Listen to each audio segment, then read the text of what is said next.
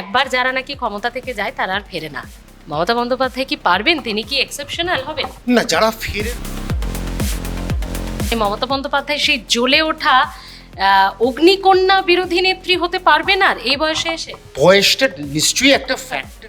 যারাই ঋত তৃণমূলে যাচ্ছেন তারাই অভিষেক বন্দ্যোপাধ্যায়কে কাজ করায় দাঁড় করিয়ে দিয়ে চলে যাচ্ছেন। আমি ওটাকে বলছি আপেল আর আখরোটের দল। হাতে ধরে মমতা বন্দ্যোপাধ্যায় আনলেন টলিউড থেকে। এদের কারোর দূর দূর পর্যন্ত সাংসদ তো দূরের কথা, কেউ কাউন্সিলর, রাজনীতিতে কোনো রকম কিছু ছিলেন, তাহলে এইটা ঐতিহাসিক ভুল বলবেন মমতা বন্দ্যোপাধ্যায়ের? একদমই। মমতা বন্দ্যোপাধ্যায়কে রাস্তায় দেখতে পাচ্ছি, অভিষেক বন্দ্যোপাধ্যায় ঘরে ঢুকে গেলেন কেন? শুভেন্দু অধিকারী, যদিও জাজ করার সময়টা নয়, একদমই খুব কম সময়, কি মনে হচ্ছে যে এবার যে সরকার গঠন হয়েছে তারা এখনো পর্যন্ত যা যা নীতি নিয়েছে সবটাই ঠিক? নিটের মতো গুরুত্বপূর্ণ চিকিৎসক প্রবেশিকা পরীক্ষা, এটা আমার থেকে আপনি আরো গুরুত্বটা অনেক ভালো বোঝেন, শুধুমাত্র শিক্ষামন্ত্রীর পদত্যাগ এটাই কি সমস্যার সমাধান? সত্যি কি ছাত্ররা তাদের আন্দোলনের সঠিক পথে এগোচ্ছে, নাকি এই আন্দোলনকে এক শ্রেণীর মানুষ মিসইউজ করছে? আর কলকাতার প্রতিবাদ নিয়ে কি বলবেন? কলকাতার প্রতিবাদটা ভালো ছিল।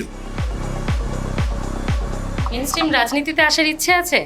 আমরা শারদ মুখোপাধ্যায়কে যদি মন্ত্রী হিসেবে পাই, আমরা এর আগেও তৃণমূলের যুগেও দেখেছি, শান্তনু সেন থেকে আরো অনেকে ছিলেন, তো আপনি মেইনস্ট্রিমে রাজনীতিতে আসার কোনো ইচ্ছা আছে? ভয় লাগে দুই ডাক্তারকে দেখে।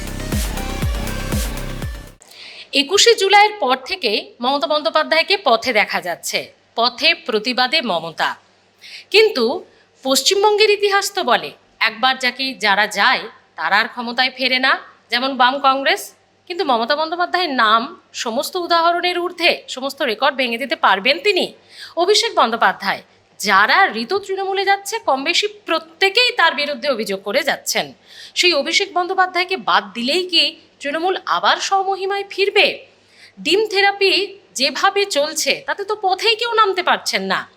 অন্যদিকে ছাত্র আন্দোলন, যুব আন্দোলন দিল্লি থেকে রাজপথ, শহর কলকাতা কাঁপিয়ে দিয়েছে, কিন্তু তারা কি সঠিক পথে? শুভেন্দু অধিকারী প্রশাসক হিসেবে কেমন?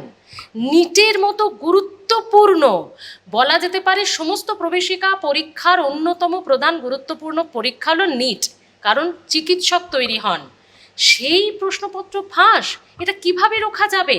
শুধু কি একজন শিক্ষামন্ত্রীর পদত্যাগেই এই সমস্যার সমাধান, নাকি এর শেকড় অনেক গভীরে? এই সমস্ত বিষয়টি আজকে বোঝার চেষ্টা করব বেঙ্গল ভয়েসে। আমি স্মৃতি এমন একজন ব্যক্তিত্বের কাছে এসেছি যিনি একাধারে একজন চিকিৎসক, সুচিকিৎসক, প্রতিষ্ঠিত স্বনামধন্য চিকিৎসক এই রাজ্যের, শহর কলকাতার, আর অন্যদিকে রাজনৈতিক সচেতক একজন মানুষ, রাজনীতি নিয়ে যিনি সমানভাবে নিজের মতামত ব্যক্ত করে থাকেন। ডক্টর অরিন্দম বিশ্বাস রয়েছেন আমাদের সঙ্গে। স্যার, স্বাগত বেঙ্গল ভয়েসে। নমস্কার স্যার, প্রথমেই যে প্রশ্নটা দিয়ে শুরু করতে চাইছি আজকে আমাদের আড্ডা হোক বা ইন্টারভিউটা, সেটা হচ্ছে মমতা বন্দ্যোপাধ্যায় 21শে জুলাইয়ের পর আবারও পথে প্রতিবাদে, কিন্তু পশ্চিমবঙ্গের ইতিহাস তো অন্য কথা বলছে, আমার থেকে আপনি ভালো করে জানেন। বাম কংগ্রেস তার উদাহরণ, যে একবার যারা নাকি ক্ষমতা থেকে যায় তারা আর ফেরে না। মমতা বন্দ্যোপাধ্যায় কি পারবেন? তিনি কি এক্সেপশনাল হবেন? না, যারা ফেরে না এটা ভুল। কংগ্রেস 68-তে চলে গেছিল, বাংলা কংগ্রেস এসছিল, আবার 72-এ কিন্তু কংগ্রেস এসছে, মাঝখানে কিন্তু অজয় মুখার্জির একটা পার্টি ছিল। এখন 77 থেকে 2011 অবধি বামেরা ছিল, তারপরে মমতা বন্দ্যোপাধ্যায় 15 বছর, এরপর শুভেন্দু অধিকারী। কিন্তু পশ্চিমবঙ্গের মানুষ সেইভাবে না। এখন ফ্যাক্টরটা কে শুভেন্দু অধিকারীকে জোরালো অপোজিশন রোল মানে অপোজিশন রোলটাকে নিতে পারবে। এখন এই অপোজিশন রোলের ক্ষেত্রে মমতা বন্দ্যোপাধ্যায় পালন করছেন, শুরু করেছেন। এখন সবে 3 মাস হয়েছে একটা সরকারের, সুতরাং এখন একটা কুলিং অফ পিরিয়ড সবসময় 6 মাস থাকে। নতুন সরকারের cooling off period, sharp criticism দরকার হয় না। যদি না কোনো জায়গায় ফল্টার করে, কোনো জায়গায় গোলমাল করে, ফাম্বল করে, তখন নিশ্চয়ই প্রতিবাদের ভাষা ওঠা উচিত। কিন্তু এই জায়গা থেকে আমি একটা কথা পরিষ্কার বলবো, মমতা বন্দ্যোপাধ্যায় ফিরে আসবে এটা নিয়ে সন্দেহ নেই। বয়স হয়েছে, কিন্তু মমতা বন্দ্যোপাধ্যায় তো শয্যাশায়ী নয়। তিনি খেতে পারেন, তিনি বলতে পারেন, কথা বলতে পারেন, মুভ করতে পারেন। যাই হোক, এখন দলটাকে কিভাবে গুছিয়ে উনি আবার ফিরতে পারেন সেটা সময়ের অপেক্ষা, কিন্তু সেটা দেখতে হবে। বিরোধী নেত্রী মমতা বন্দ্যোপাধ্যায়, তিনি একবারে বলা যেতে পারে রাজ্যের উদাহরণ। নন্দীগ্রাম, সিঙ্গুর আমরা সব দেখেছি। সেই বিরোধী নেত্রী আর আজকের বিরোধী নেত্রী, এই দুটো কি এক? মানে মমতা বন্দ্যোপাধ্যায় সেই জ্বলে ওঠা অগ্নিকন্যা বিরোধী নেত্রী হতে পারবেন আর এই বয়সে এসে? বয়সটা নিশ্চয়ই একটা ফ্যাক্টর হয়, কিন্তু এর মানে না যে ওনার বক্তব্য যথেষ্ট, ওনার প্রেজেন্স যথেষ্ট। ওনাকে ছুটে ছুটে সব জায়গায় যাওয়ার দরকার নেই। উনি একটা বক্তব্য রাখলেই এখন এক ঝাঁক তরুণ তরুণী কিন্তু এসছে ওনার কাছে।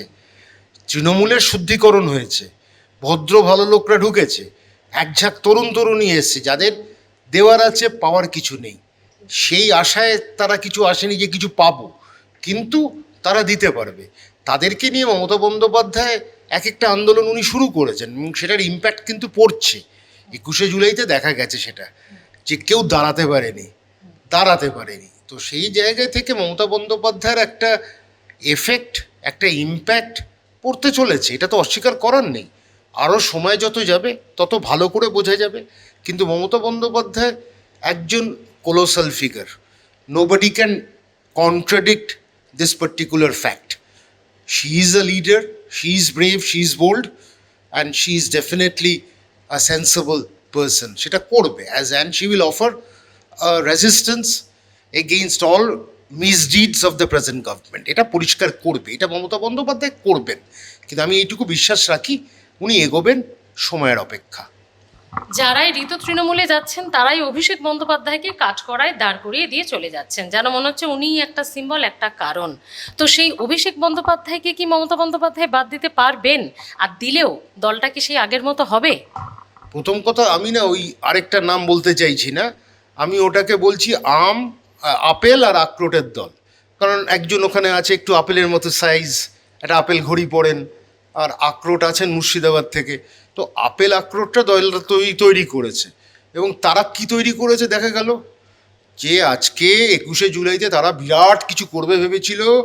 তাদের 54 জন লিডার আর ইন্টু 2 তাদের ড্রাইভাররা গিয়ে বসেছিল। তো 108 জন হয়ে গেল এখানে। তো 200 জনের লোক নিয়ে তারা মিটিং করেছে, মানুষ বুঝিয়ে দিয়েছে তোমরা কোথায়। হয়তো কেউ বিরিয়ানির প্যাকেট নিয়ে মমতা বন্দ্যোপাধ্যায় সবাই ঢুকেছিল, এটা হতে পারে। তো এইবার অভিষেক বন্দ্যোপাধ্যায়কে কিন্তু পাঞ্চিং ব্যাক করছে। আর অভিষেক বন্দ্যোপাধ্যায়কে যে ইডি সিবিআই চোর সব বলছো, প্রমাণ করো। You have to prove, you have to document, you have to substantiate. কোথায় এভিডেন্সটা কোথায়? তাকে তো তুমি অ্যারেস্ট করতে পারছো না, সেখানে তুমি চুপ করে বসে আছো।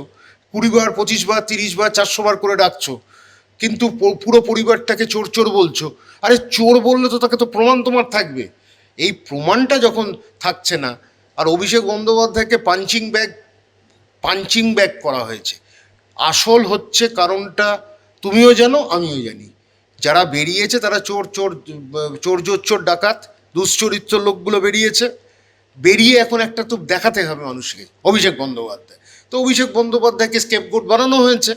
তো এই স্কেপগোট যে বানানো হয়েছে, তো অভিষেক বন্দ্যোপাধ্যায়কে তো এখন অ্যারেস্ট করতে পারছে না। তোমরা যা অ্যালিগেশন অভিষেক বন্দ্যোপাধ্যায়ের এগেনস্টে লেভেল করেছো, আজ অবধি একটা প্রমাণ তো ঠিক মতো ইডি সিবিআই একগাদা সেন্ট্রাল এজেন্সি তো করতে পারেনি। মুখ্যমন্ত্রী বলে যাচ্ছেন উনি চোর, সিবিআই বলছেন ওনার সন্দেহজনক বিষয় আছে, কিন্তু আজকে সাসপিশাস অ্যাক্টিভিটিটা তো প্রুফ করতে হবে। হিয়ারসে এভিডেন্সে তো কোনো কিছু লাভ নেই।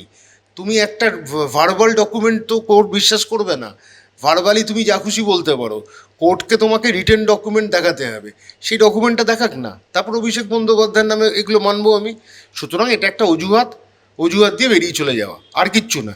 আর অভিষেক বন্দ্যোপাধ্যায়কে একটা পাঞ্চিং ব্যাগ, আর কেউ নেই অভিষেক বন্দ্যোপাধ্যায়কে করো। এখন অভিষেক বন্দ্যোপাধ্যায় ভবিষ্যতে মমতা বন্দ্যোপাধ্যায়ের ব্যাটল নেবে কি না সেটা সময় বলবে। এটা রাজতন্ত্র নয় যে মানে রাজা ছেলেকে দিয়ে যাচ্ছে, উত্তরাধিকার সূত্রে কেউ পাবে।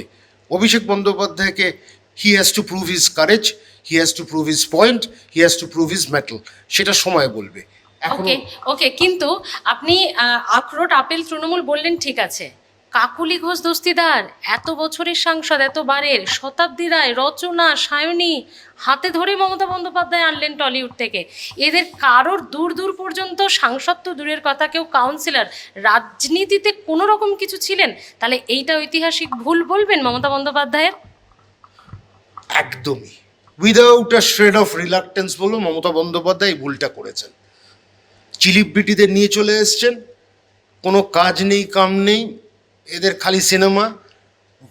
কুইন্টাল রচনার কথা আপনি বলছেন, কুইন্টাল রচনা কি দেখিয়েছে সেটা সবাই দেখেছে।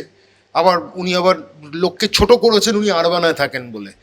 তো ঘটনাচক্র হচ্ছে আদপে অশিক্ষিত অযোগ্যদের মমতা বন্দ্যোপাধ্যায় জায়গাটা দিয়েছে।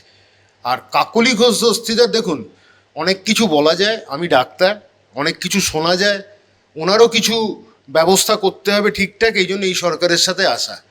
তো একটা জায়গায় কম্প্রোমাইজ করেছেন। কাকলি ঘোষ দস্তিদার এডুকেটেড, ভালো ডাক্তার, এটা অস্বীকার করার নেই, কিন্তু এই সময় এই কম্প্রোমাইজটা না করে উনি একেবারে যদি রিজাইন করতেন, ডাক্তার হিসেবে উনি ডাক্তারি করতে পারতেন, এখনও সেই সুযোগ যথেষ্ট আছে, ওনার বয়সটা আছে। আর দ্বিতীয়ত হচ্ছে ওনার ইমেজটাও ভালো থাকতো। উনি এই পাল্টি না খেলেই হতো, একটা নতুন, ওটা আপেল আক্রোট না, কিন্তু ওটা একটা কি এনসিপি কী সব আছে, তো ওই এনসিপিআই কী আছে, যাই হোক, কদিন থাকবে সেটাও জানি না, আর কী করবে সেটাও জানি না।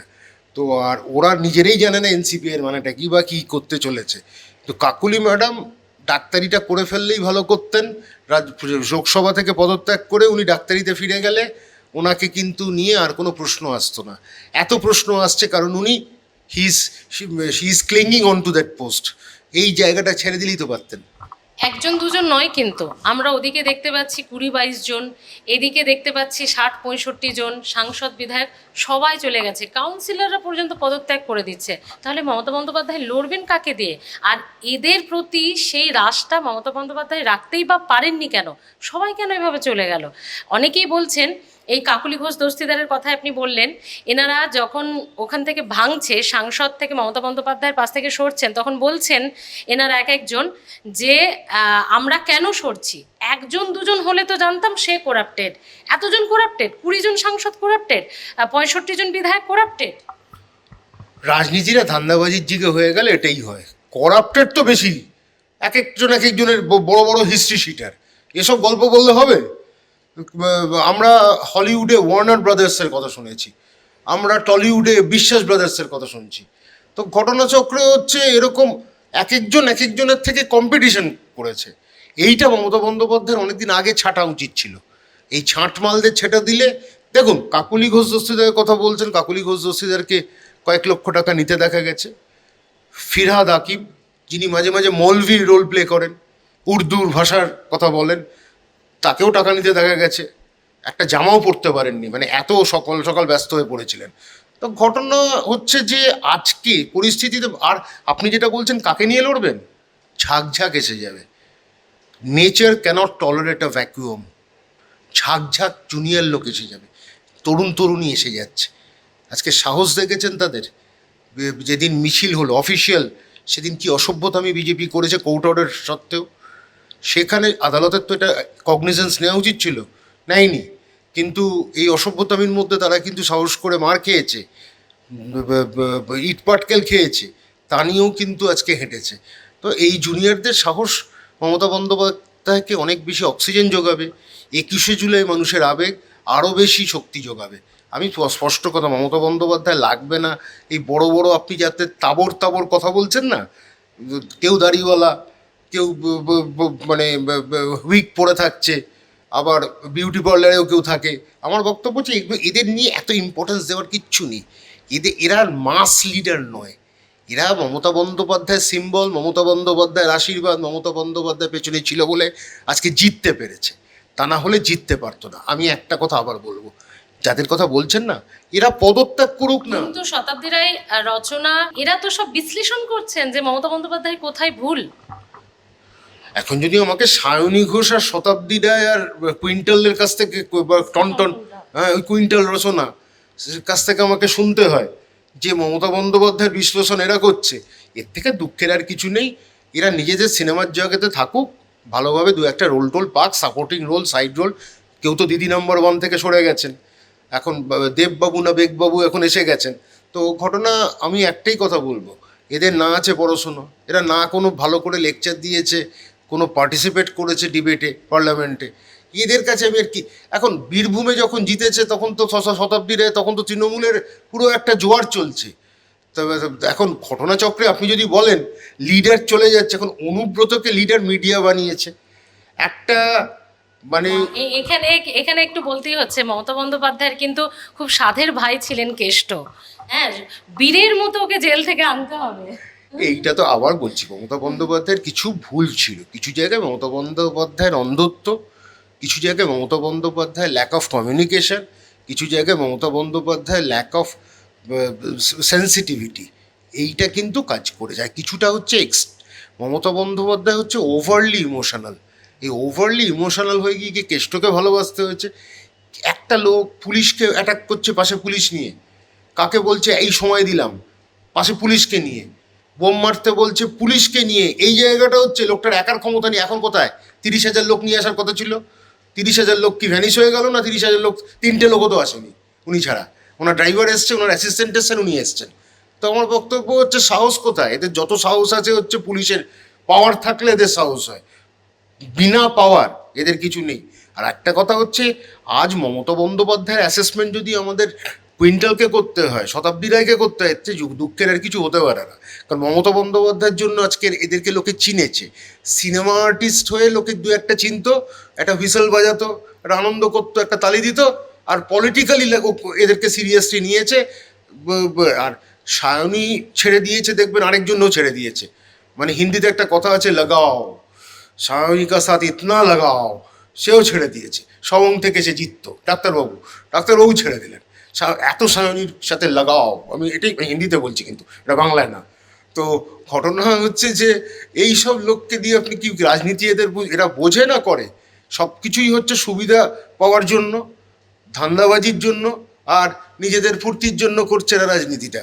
আজকে তো দেখে এসছে, যখন বারুইপুরের ঘটনাতে পাড়ার লোক বলেনি সায়নীকে এত ভালো, সায়নীর প্রতি ভালোবাসা দেখায়নি, ফন্ডনেসটা তো দেখিয়েছে, সায়নীর প্রতি যে ইমোশনটা তার পাড়ার লোক দেখিয়ে দিয়েছে। ওই জন্য সায়নী আর বেরোতে পারছে না। এরা সিনেমা করুক, এদের মমতা বন্দ্যোপাধ্যায়ের বড্ড বড় ভুল হয়েছে এই সিনেমা আর্টিস্টদের জায়গাটা দেওয়া। আর শুধু জায়গাটা না, পজিশনটা দেওয়া। সাপোর্টার হিসেবে থাকতো, সিপিএম এর আমলে 1-2জন খালি এমএলএ হয়েছে, কিন্তু সাপোর্ট ছিল। উৎপল দত্ত সাপোর্ট দিয়েছেন, ঋত্বিক ঘটক, বিপ্লব দাশগুপ্ত দাঁড়িয়েছিলেন, অনিল চট্টোপাধ্যায় এমএলএ হয়েছিলেন। এর বাইরে কিন্তু এরা সাপোর্টার হিসেবে ছিল, সাপোর্টার হিসেবে থাকতে পারতো। কিন্তু এদেরকে pitchforking to a big position was a wrong decision taken by Mamata Bandyopadhyay. Mamata বন্দ্যোপাধ্যায়কে রাস্তায় দেখতে পাচ্ছি, অভিষেক বন্দ্যোপাধ্যায় ঘরে ঢুকে গেলেন কেন? অভিষেক বন্দ্যোপাধ্যায় নামবে? কে বলেছে নামবে না? অভিষেক বন্দ্যোপাধ্যায় তো তৃণমূল কংগ্রেসে আছেন, তৃণমূল কংগ্রেস তো রাস্তায় আছে। সময় এলে নিশ্চয়ই নামবেন, দরকার পড়লে নিশ্চয়ই বক্তব্য রাখবেন। 21শে জুলাই তো বক্তব্য রেখেছেন, 21-এর পরে আবার দরকার পড়লে অভিষেক বন্দ্যোপাধ্যায় আসবেন। কিন্তু অভিষেক বন্দ্যোপাধ্যায়কে দেখলেই তো ডিম ছোড়া হচ্ছে, সেটা তো একটা ভদ্র রাজনীতি হতে পারে না, একটা সুস্থ রাজনীতি নয় যে ডিম ছুলছো, ইট ছুটছো। অভিষেক বন্দ্যোপাধ্যায়কে জায়গাটা দাও, সময় তো সবে হয়েছে। আমার মনে হয় ভবিষ্যতে উনি রাস্তায় আরো বড় করে নামবেন, কিন্তু সময়ের অপেক্ষা, এইটুকু বলতে পারি। আর যেহেতু আপনি একজন চিকিৎসকও, আপনার কাছে একটা নিটের বিষয়টা একটু বোঝার চেষ্টা করব। এই সমস্যাটা বা এই বিষয়টা আজকে নতুন নয়, এটা কিন্তু অনেক দিনের রোগ। আর একটা বিষয়, নিটের মতো গুরুত্বপূর্ণ চিকিৎসক প্রবেশিকা পরীক্ষা, এটা আমার থেকে আপনি আরও গুরুত্বটা অনেক ভালো বোঝেন। শুধুমাত্র শিক্ষামন্ত্রীর পদত্যাগ, এটাই কি সমস্যার সমাধান? একটা কথা, নিটের ব্যাপারটা আমি পরিষ্কার একটু বোঝানো দরকার। সুপ্রিম কোর্টে একটা মামলা হয়, মামলাটা হয়েছিল, কেউ একজন করেছিলেন যে ইউনিফর্মিটি ইন মেডিকেল সিস্টেম ইন্ডিয়াতে যেন থাকে। কারণ কোথাও থেকে ডাক্তারের কোয়ালিটি খুব খারাপ, কোথা থেকে ডাক্তারি কোয়ালিটি খুবই ভালো। এইটা একটা ইউনিফর্মিটি আনার জন্য একটা ব্যবস্থা দরকার। তখন সুপ্রিম কোর্ট বাধ্য হয়ে একটা সিদ্ধান্ত, জাস্ট মানে একটা ভার্ডিক্ট ডেলিভার করে যে একটা পরীক্ষা হোক। আগে সব স্টেটে হতো, তখন নিটের সূত্রপাত। এটা অনেকেই মনমোহন সিংকে দোষ দেয়, মনমোহন সিংয়েরও কিছু করার ছিল না, সুপ্রিম কোর্টেরও কিছু করার ছিল না। সুপ্রিম কোর্ট এই ডিসিশনটা দিতে বাধ্য হয়। এবার যখন ডিসিশনটা আসে, তখন এর মধ্যে একটা শুরু হয়েছে পরীক্ষা। এখন দেখুন, এক শ্রেণীর যারা ইনকেপেবল, যাদের বাবা মারাও জানে ছেলেরা ইনকেপেবল বা প্রচুর পয়সা আমার আছে, তখনই এইটা করতে গিয়ে পেপার বার করবে। কিন্তু মুশকিলটা কোথায়? ছেলে দেখছে বাবা কালো টাকা দিয়ে পেপার বার করছে, মানে আমার বাবা চুরিটাকে সমর্থন করছে, তারপর ছেলে কী হবে? ছেলে এমবিবিএসগুলো চুরি করবে, এরপরে এমডি করবে, কি ডাক্তারিটা শিখবে, জিরো। তার এফেক্টটা কি? সুতরাং আর বড় লোকদের হাতে এতগুলো কোটাতে কোটাতে প্রচুর টিউশন সেন্টার, এবার এই টিউশন সেন্টারগুলোকে তো চালাতে হবে, তারা কোটি কোটি টাকা আর্ন করছে, লাভ করছে। একটা দুটো প্রশ্ন বার করতে হবে যে আমরা করে দিয়েছিলাম বলে বেরিয়ে গেছো। এইবার নিটের যেটা হচ্ছে, দেখুন অনেস্টলি করা যায় যদি আমি অনেস্ট হই, কিন্তু চুরি চোর তো ঘুরবেই বাজারে, সিসিটিভি এসে চুরি কমে গেছে, ডাকাতি কমে গেছে। তাহলে এর সমাধান? সমাধান একটাই, দেখুন আন্দোলন তো একটা হবে। আন্দোলন যেটা হয়েছে, ধর্মেন্দ্র সিনেমার ধর্মেন্দ্র না, রাজনীতির ধর্মেন্দ্র, রাজনীতির ধর্মেন্দ্র তিনি এসে মন্ত্রী হয়েছেন, তার একটা দায়িত্ব কিন্তু পড়ে যে এতগুলো লোক ছেলে করছে নিটের পরীক্ষায়, পেপার বেরিয়ে যাচ্ছে, এ তো অনেক দিন ধরে হচ্ছে, এবার তো সামনে এসে গেছে বলে মানতে হয়েছে, দ্বিতীয়বার পরীক্ষা নিতে হয়েছে, কিন্তু একটা কংক্রিট সিস্টেম করতে উনি ব্যর্থ হয়েছেন। এবং উনি সেই দিন যখন এরকম হচ্ছে, he should have owned up a responsibility at that moment, at that particular time, যে না I will put in my papers, I will take a responsibility, কারণ ভিক্যারিয়াস রেসপন্সিবিলিটি আমারও। আজকে একটা ককরোচ বলুন, মানুষ বলুন, সবাইকে বিরক্তিতে আন্দোলনটা হয়েছে। তার মধ্যে কেউ সোরসের নাম করে দিচ্ছে, কেউ কেজিবির নাম করে দিচ্ছে, কেউ সিআইএর নাম এই এই জায়গা থেকেই দিল্লি থেকে শহর কলকাতা দুটো প্রতিবাদ বা প্রতিবাদের এই ধারাটা আপনি দেখেছেন নিশ্চয়ই, কি বলবেন? সত্যি কি ছাত্ররা তাদের আন্দোলনের সঠিক পথে এগোচ্ছে, নাকি এই আন্দোলনকে এক শ্রেণীর মানুষ মিসইউজ করছে? সেটা পলিটিশিয়ানরা করতে পারে, কিন্তু ছাত্রদের মনে কিন্তু একদম সততা ছিল, স্বতঃস্ফূর্ততা ছিল। এই আন্দোলন তুমি যদি দেখে থাকো, কিন্তু স্বতঃস্ফূর্ত আন্দোলন হয়েছে, একদম স্বতঃস্ফূর্ত আন্দোলন হয়েছে। পুলিশ মেরেছে, পেলেট গান ব্যবহার করেছে, tear gas, expire tear gas shell যদি হয়ে থাকে তাহলে ডেঞ্জারাস কাজ করেছে, তবুও দমানো যায়নি, লড়ে গেছে এরা, লড়ে ধর্মেন্দ্র প্রধানের ইস্তফা দিয়ে, তুমি যেটা বলছো, এটা একটা আন্দোলনের তো একটা মুখ হলো, একটা জিত হলো। কারণ যে ওপরে বসে আছে সে কাণ্ডজ্ঞানহীন কাজ করে যাচ্ছে আর বক্তব্য দিচ্ছে, সেটা হতে পারে না। এটা শুধু কলকাতায় না, মাদ্রাসে গেছে, গুজরাটে গেছে, মুম্বাইয়ে হয়েছে, বিহারে হয়েছে, কোথায় হয়নি? আগুন। আর কলকাতার প্রতিবাদ নিয়ে কি বলবেন? কলকাতার প্রতিবাদটা ভালো ছিল, কিন্তু আমার মনে হয় কলকাতার প্রতিবাদটাকে নষ্ট, মানে একদল অসভ্য লোক ঢুকে গেছিল, তাদের ব্যক্তিগত রাগ ছিল, সেটা মিডিয়ার ওপর দিল। আর আমার নিজের ধারণা হচ্ছে এটা একদম প্রি প্ল্যান, যে তাদেরকে ঢুকিয়ে দেওয়া হয়েছিল। কালকে একটা ছবি এসছে, সেখানে দেখা যাচ্ছে আমি স্টুডেন্টস হেলথ হোম থেকে একটা কোনো মিটিং, সেখান থেকে বিজেপির কেউ গাড়ি থেকে ছুটছে, এটা সত্যতা কেউ যাচাই করেনি, কিন্তু এর তো তদন্ত হওয়া উচিত। একটা আফরোজকে নিয়ে, এবার মিডিয়ার একটা রোল বলি, দেখো মিডিয়াকে মারা মানে অসভ্যতামি। ফোর্থ পিলার তোমার এই যে বুম, এটা তোমার শক্তি, তোমাকে বারবার এটাকে অনেস্টি শেখায়। কিন্তু মিডিয়ার যাকে ছেলেটাকে মারছো তুমি, সে তো এমপ্লয়ি, সে তো মিডিয়া পলিসি, তার তো হাউসের একটা পলিসি আছে, সে তো ইমপ্লিমেন্ট করবে পলিসিকে। আবার একই সাথে এমন হচ্ছে, নাম বলছি না, তুমিও তাকে ভালো করে চেনো, আমিও তাকে ভালো করে চিনি, একটা বড় মেইন স্ট্রিম মিডিয়ার, সে দিলীপ ঘোষকে প্রশ্ন করছে ইন্ডোনিয়াতে লাশ পড়ে আছে, এখানে কেন, মানে এরম হলো, মানে এটাতে এরম হয়। আর দ্বিতীয়ত হচ্ছে টুকরে টুকরে মানে ভারতকে করার, তা এটা কি মিডিয়া শিখিয়ে দিয়েছে, ফ্রেম করে দিয়েছে? এটা হতে পারে না। মিডিয়া পলিসি করতে পারে। তুমি একটা লিডিং কোয়েশ্চেন করে দিচ্ছ, এটাও ঠিক না। ওপেন এন্ডেড কোয়েশ্চেন, তুমি তো এত বছরের একজন সাংবাদিক, সিনিয়র সাংবাদিক। মুশকিল হচ্ছে মিডিয়া কিন্তু caught in the cross fire, একদিকে লোকেদের মধ্যে, একদিকে মিডিয়া হাউসের মধ্যে, তাদেরকে লোকে ধরে ধরে মারছে, সেটা যেন অন্যায়। তোমরা রোলটা একটু সেন্সিবল ওয়েতে প্লে করো। আজকে আফরোজকে নিয়ে হাফ প্যান্ট পরে আছে কি ও ফুল প্যান্ট পরে আছে, এটা প্রশ্ন হতে পারে? তুমি আমাকে বলো, পুলিশ যেখানে রিকনস্ট্রাকশন করছে, সেখানে পুলিশ ঘিরে আছে, তার পাশে মিডিয়া, একটা চ্যানেলের 3খানা জার্নালিস্ট গেছে, তার প্রশ্ন হচ্ছে হাফ প্যান্ট পরে কীরকম লাগছে, এটা একটা প্রশ্ন হলো। এইবার আরেকটা কথা হলো, আফরোজ শুক্রবারই, কথাটা হচ্ছে বারবার তুমি ওই মুসলিম বলে শুক্রবার করছো, এটা তো বলে লাভ নেই। তা সে আফরোজ বলেই তুমি আজকে এই অ্যাটাকটা করছো, তুমি সাংবাদিক হয়ে এটা করতে পারো? এই জায়গায় মানুষের একটা ক্ষোভ, দেখো আমাদের মতো মানুষ ক্ষোভ জানাবে, আমরা কখনো মিডিয়াকে মারতে যাব না, কিন্তু মিডিয়ার ওই মুভমেন্টটা কিন্তু সেদিন ভালো হয়েছে, সাকসেসফুল মুভমেন্ট। শেষটা নষ্ট করে দেওয়া হয়েছে, শেষটা স্কাটল করে দেওয়া হয়েছে। আমার মনে হয় এটা একটা প্রি প্ল্যান প্রোগ্রাম, যে ওই মুভমেন্টটাকে নষ্ট করা। তো ওই মুভমেন্টটা কিন্তু মানুষের মধ্যে কিন্তু একটা, এখন সেটা কে হতে পারে, লোককে সেটা তদন্ত করে বার করুক। আজকে তো যদি বিজেপি বলে তৃণমূল করেছে, বাম করেছে, আবার স্টুডেন্ট সেল তোকে কারা ঢিল ছুটছে, সেটাও তো ঘটনা।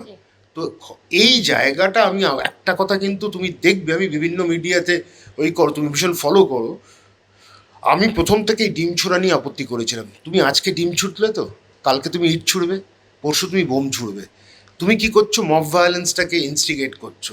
আজকে বারুইপুরে মব ভায়োলেন্সে কিন্তু একজন লোককে মেরেছে, সে দোষী কি সে নির্দোষ সেটা অন্য বিষয়, সেখানে তুমি মব ভায়োলেন্সটাকে কিন্তু এনকারেজ করছো। আমি আবার বলছি, এই ডিমের ব্যাপারে সরকারের কিন্তু একটা স্ট্রং স্ট্যান্ড নেওয়া উচিত। এটা না নিলে কিন্তু আগামী দিন কিন্তু মব আমরা ঠেলে দিচ্ছি মানুষকে। আপনি যখন মমতা বন্দ্যোপাধ্যায় ক্ষমতায় ছিল, মানে যখন তিনি মুখ্যমন্ত্রী ছিলেন, কিছু কিছু নীতির আপনি বিরোধিতা করেছিলেন, যে এখানে এই জায়গায় ভুল হচ্ছে, নিজস্ব মতামত ব্যক্ত করেছিলেন, যেটার একটা ইম্প্যাক্ট কিন্তু সাধারণ মানুষের মধ্যে পড়ে। শুভেন্দু অধিকারী, যদিও জাজ করার সময়টা নয়, একদমই খুব কম সময়ে, কি মনে হচ্ছে যে এবার যে সরকার গঠন হয়েছে তারা এখনো পর্যন্ত যা যা নীতি নিয়েছে সবটাই ঠিক? না, দেখো, একটা জায়গায় আমি পরিষ্কার বলবো, বাঙালি হিন্দু হকারদের তুমি সরিয়ে দিচ্ছ জায়গা থেকে, তারপর তুমি জাভেদ খানের সাথে বোঝাপড়া করে ফেলছো। আজকে তিলজলা পিকনিক এরিয়ে সব ফ্ল্যাটগুলো এখন লেজিটিমাইজড হয়ে গেছে, লিগালাইজড হয়ে গেছে? না, হয়নি। তুমি জাভেদ খান তোমার দিকে চলে গেছে, অন্য প্ল্যাটফর্ম খুলেছে বলে আজকে তোমার মনে হচ্ছে যে তুমি জাভেদ খানের আর তপসিয়াতে তুমি বুলডোজার ঢুকছে না। বুলডোজার পলিটিক্সটা দরকার নেই, আমাদের ওয়েস্ট বেঙ্গলে দরকার পড়ে না, ভালোভাবেই লিগাল ওয়েতে করা যায়। কিন্তু আজকে তুমি এইখানে কিন্তু লুপহোলস দেখাচ্ছ। তোমার হিন্দুত্ববাদীরা কিন্তু তখন এটা সহ্য করবে না, তুমি জাভেদ খানের সাথে বোঝাপড়া করে ফেলছো, এটা কিন্তু একটা জায়গা। আবার একই সাথে তুমি যাদবপুরে বাঙালি হিন্দুদের, বিভিন্ন জায়গায় বাঙালি হিন্দুদের হকার উচ্ছেদ করছো। রেল লাইনে ঠিক আছে, এখানে সিপিএমও ঘুমিয়েছে, তৃণমূলও ঘুমিয়েছে। 1988 একটা রায়, রায়টাকে রায়ের ওপর ঘুমিয়েছে, সিপিএমও ঘুমিয়েছে। সিপিএম বরাবরই ঘুমিয়ে থাকে, এটা তো অস্বীকার করার নেই, মাঝে মাঝে ওদের আগুন জ্বলে। তৃণমূলও একই কাজ করেছে। সেখানে তাদেরকে 6টা মাস সময় দিতে পারতে তো, আর একটু করে তোমরা জায়গা দিয়ে দাও, আমরা ভেঙে দেবো। সেইখানে জোর করে গায়ের জোরে ভাঙাটাও ঠিক ছিল না, অনেকটা গায়ের জোরই হয়ে যাচ্ছে। তারপর আমুল নিয়ে এত চিৎকার করে লাভ নেই, আমুলের সাথে তো অলরেডি চুক্তি হয়ে গেছিল। তো এখন স্বপনবাবু কীরম করে, শারদদাসবাবু হেলথটাকে কতটা অনেস্টলি আনতে পারে, এই রিপোর্টগুলো তো আসতে হবে, সময় দিতে হবে তাদের। কিন্তু আমি পরিষ্কার কথা, মমতা বন্দ্যোপাধ্যায়ের ক্ষেত্রেও আমি ভীষণ আপত্তি করেছিলাম কয়েকটা ডিসিশনে। 6 মাসে নার্স তৈরি হবে, 1 বছরে ডাক্তার তৈরি হবে, প্রবল আপত্তি করেছিলাম, যদিও I had full respect for Mamata Banerjee. আর মমতা ব্যানার্জি কিছু ডাক্তার, অসভ্য কিছু, মানে একেবারে ধান্দাবাজ ডাক্তারদের ঢুকিয়েছে। একজন ডাক্তার তো পাল্টি খেয়েছে, আরও 2-3 জনের যাওয়া বাকি আছে। একজন ডাক্তার এখন ভালো হয়ে গেছে, সেবাশ্রয় নিয়ে প্রশ্ন তুলছেন, তিনি প্রচুর যা করার করে ফেলেছেন। তো ঘটনাটা হচ্ছে, এই সব ধান্দাবাজ ডাক্তারদের ঢুকিয়ে না নিজেই নষ্টটা করেছেন হেলথে কিন্তু ইমপ্রুভমেন্ট সিপিএমের থেকে অনেক বেটার হেলথ ইমপ্রুভমেন্ট হয়েছিল। তো এখন যেখানে সিপিএমের সময় বেড়ালরা প্রসব করতো, সেখানে এখন মানুষরা ভালোভাবে থাকতে পারে হাসপাতালে, আশা করি আরও ভালো থাকবে। কিন্তু শরৎদত্ত মুখোপাধ্যায় একটা কথা বলেছে, 1/10 গরিবদের জন্য কর্পোরেট হসপিটাল। বিজেপি এমনি একটা কর্পোরেট পার্টি, তারা 1/10 কর্পোরেট হসপিটাল ছেড়ে দেবে, মানে ধরো 34টা বেড 40টা বেড ছেড়ে দেবে গরিব মানুষের জন্য। 1 টাকার জন্য জমিতে, এটা নিয়মই একদম লিখিত ছিল। সেই কারা তখন গরিব ছিল বলো তো, এটা তোমাকে জানতে হবে। এইটা তো সিপিএমের আমল থেকে তৈরি হয়েছিল 1 টাকা দিয়ে। এবার 1 টাকা দিয়ে এই গরিব মানুষরা কারা ছিল? কোটিপতি রাজনৈতিক নেতারা, তাদের জন্য পয়সা লাগতো না, তাদের জন্য ফ্রি। গরিব মানুষদের পকেট একেবারে ফুটো হয়ে যেত, লুণ্ঠন হতো। কর্পোরেটের জায়গায় লুণ্ঠন আটকাতে পারবে? যদি আটকাতে পারেন, শরৎদত্ত মুখোপাধ্যায়কে নিশ্চয়ই আমি স্বাগত জানাবো। আমি তো আটকাই না, যার ভালোটা ভালো বলি, খারাপটা খারাপ বলি। এখন কতটা করতে পারেন দেখা যাক। বলছেন অনেক কিছু, সব নেতারাই বলছেন আমরা করে দেখাবো, কিন্তু করে দেখাবার এখনও আছে, 57 মাস আছে, করে দেখা। কিন্তু একটা হচ্ছে দিল্লির ফাউন্ডেশনটা যে একটু, একটা আরশোলা ফাউন্ডেশনটা নষ্ট করে দিতে পারে।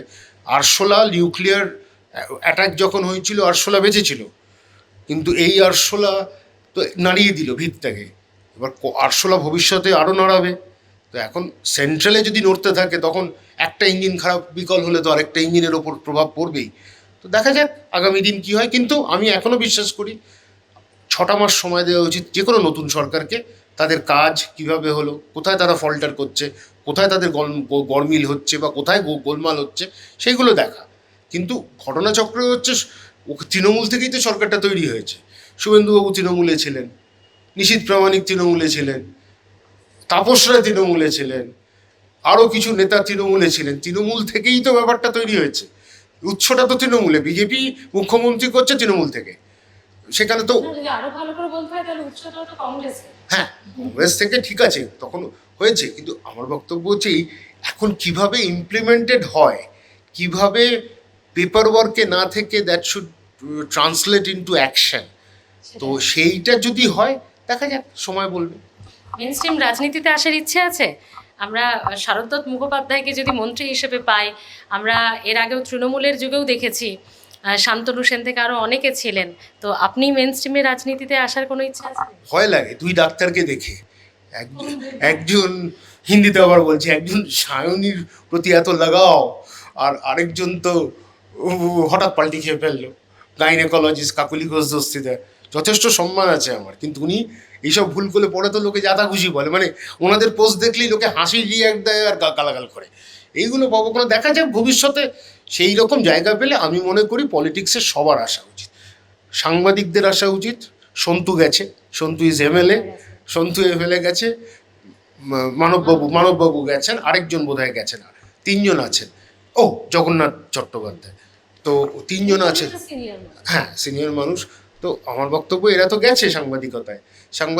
প্রত্যেক সেকশন অফ দ্য সোসাইটি থেকে রিপ্রেজেন্ট করা উচিত, সে অটোওয়ালা থেকে বড় বিজনেসম্যান অবধি, কারণ তাহলে রিপ্রেজেন্টেশনটা প্রপার হয়। এখন আমার কাছে সরাসরি, কারণ আমি তো একটু কাট কথাবার্তা বলি, এটা তুমিও জানো ভালো করে, কতজন আসতে পারবে আমার সামনে জানি না, কিন্তু পরিষ্কার কথাটা আমি বলি। এবং আরেকটা কথা স্পষ্ট বলে দিই, তুমি যেটা এতটা জিজ্ঞেস করলে, মমতা বন্দ্যোপাধ্যায়ের সাথে যদি কংগ্রেসের একটা জায়গায় বোঝাপড়া তৈরি হয় না, একটা বিরাট ফর্মিডেবল একটা অপোজিশন তৈরি হবে বাংলায়। এটা কংগ্রেসের নেতৃত্বকেও ভাবতে হবে, মমতা বন্দ্যোপাধ্যায়কেও ভাবতে হবে। হ্যাঁ, কারণ বিরোধী বলতে তৃণমূল ছাড়া কি কাউকে দেখতে পাচ্ছেন? দেখতে পাচ্ছি, কিন্তু কংগ্রেসকে নিলে আমরা একটা জায়গা থেকে অনেকটা বেটার জায়গায় যাবে, দুজন মিলে যদি লড়তে পারে। এটা আমি সবসময় বিশ্বাস করি, এখনও বিশ্বাস করি। এখন সিদ্ধান্ত মমতা বন্দ্যোপাধ্যায়, আর আমার কাছে সরাসরি কেউ রাজনীতি করতে পারেনি। প্রথম আমি 21শে জুলাই গেছি, অস্বীকার করে তাও দেখলাম লোকের ভীষণ হিংসে হয়েছে, আমার নামে অনেক কিছু বলেছে। আমি হ্যাঁ ছবিটা হয়েছে, শুধু সেটা না, আমি নাকি বিজেপির শপথ নেওয়ার দিন আমি ছিলাম, আমি হাসপাতালে সেদিন পেশেন্ট দেখছি, আমার হাসি পেল। যারা এটা বানালো তারা হাসপাতালে যেতে পারে, রেকর্ড দেখতে পারে, আমার সই দেখতে পারে, হাসতে হাসতে। আমার চরিত্র খারাপ, আমার স্ত্রী আছেন, আমার ছেলে মেয়ে নেই, আমার বাবা আর কোনো নেই। আর আরও কয়েকটা মজার কিছু দেখলাম, যে আমি নাকি বিজেপি দেখো গতকাল একটা ঘটনা দেখেছো, 2 মুসলিম মহিলা মোদি সাহেবের ছবিতে লাথি মারছে। এইটা মেনে নিতে পারি না, এইটা কিন্তু এই অসভ্যতামির বিরুদ্ধে আমি বলবো। তুমি ডেমোক্রেটিক্যালি একটা পলিসিকে করো, he is our prime minister, তুমি চিফ মিনিস্টার করো, চিফ মিনিস্টারকে পলিটিক্যালি তুমি ক্রিটিসাইজ করো, but you can't kick on his poster. এইটা অত্যন্ত কুরুচিকর হয়েছে। তো একই সাথে আমি একটাই কথাই বলবো, যত দিন যাবে, দেখো আমি পরিষ্কার কথা বলি, এরপরে ভেবে দেখবো যদি কোনো পার্টির থেকে আসে অফার, তখন দেখা যাবে। 21শে জুলাই আমি ছিলাম, স্পষ্ট বলছিলাম, মঞ্চে ছিলাম, আমি আমার কোনো বক্তব্য রাখিনি, কিন্তু হ্যাঁ পুরোটাই ছিলাম, প্রথম থেকে শেষ অবধি আমি ছিলাম। বিভিন্ন জায়গায় আমি গেছি, কিন্তু কোনো মিছিলে এখনো পর্যন্ত আমি করিনি। ভবিষ্যতে যদি কেউ আমাকে পরিষ্কার বলে জয়েন করতে, আমি একটু নিশ্চয়ই ভেবে দেখবো, কারণ সব মানুষের রাজনীতিতে আসা উচিত। এবং আমি একটু স্ট্রেট কাট কথাবার্তা বলি, এটা একটা হয়তো একটু অসুবিধা হয় অনেকের, কিন্তু আবার এটাও কথা, আমি স্ট্রেট সততার ব্যাপারে, সেখানে আমার কোনো কম্প্রোমাইজ নেই। তুমিও ভালো করে জানো, এত বছর ধরে আমাকে ফলো করছো, বিভিন্ন সাংবাদিকরা জানে, বিভিন্ন মানুষরা জানে যারা আমার কাছে। দেখা যাক এখন। অর্থাৎ মমতা বন্দ্যোপাধ্যায়ের নামটা একেবারে অন্য রকম নাম, মানে উদাহরণ কোনো কিছুই মমতা বন্দ্যোপাধ্যায়ের জন্য স্থায়ী হতে পারে না, পশ্চিমবঙ্গের ইতিহাস যাই বলুক না কেন। দেখা যাক 5 বছর পরে আবার বিধানসভায় ঠিক কী হয়। ডক্টর অরিন্দম বিশ্বাস এতক্ষণ ছিলেন আমাদের সঙ্গে, স্যার আপনাকে অনেক ধন্যবাদ। আপনারাও ভালো থাকুন। স্যার যে মতামত ব্যক্ত করলেন, আপনারা কি একমত? কমেন্টে জানান। জানান আপনাদের সুচিন্তিত মতামত কমেন্ট বক্সে এসে। দেখতে থাকুন বেঙ্গল ভয়েস। এতক্ষণ আপনাদের সঙ্গে ছিলাম আমি স্মৃতি। অবশ্যই আপনাদের কমেন্টের জন্য কিন্তু আশা করছি অপেক্ষায় থাকছি। ভালো থাকবেন।